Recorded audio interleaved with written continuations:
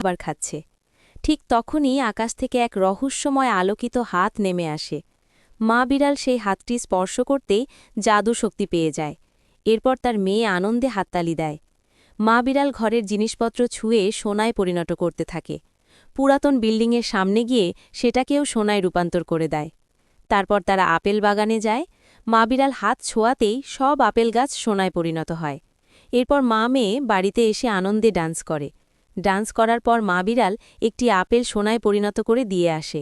এরপর সে নিজের চুল স্টাইল করে, চশমা পরে, হাত উঁচু করে আত্মবিশ্বাসের সাথে রাস্তায় হাঁটতে থাকে এবং একটি বাইককেও সোনায় পরিণত করে।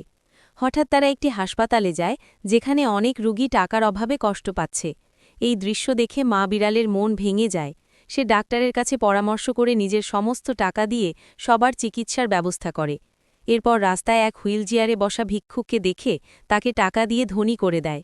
ভিক্ষুককে সাহায্য করার সময় দূর থেকে একটি বাঘ সবকিছু দেখে ফেলে। সে হিংসায় জ্বলে ওঠে এবং সাথে সাথে দৌড়ে আসে। তারপর লাঠি দিয়ে আঘাত করে বিড়ালের ওপর হামলা চালায় এবং জোর করে বিড়ালের জাদুর হাত কেটে নিয়ে যায়। এরপর বাঘটি সেই হাত নিয়ে পালিয়ে যায়। ঠিক তখনই আকাশ থেকে এক বিশাল দেবতার হাত নেমে আসে এবং সেই বাঘটিকে চাপা দিয়ে মেরে ফেলে। এরপর সেই দেবতা জাদুর হাতটি আবার মা বিড়ালের কাছে ফিরিয়ে দেয়।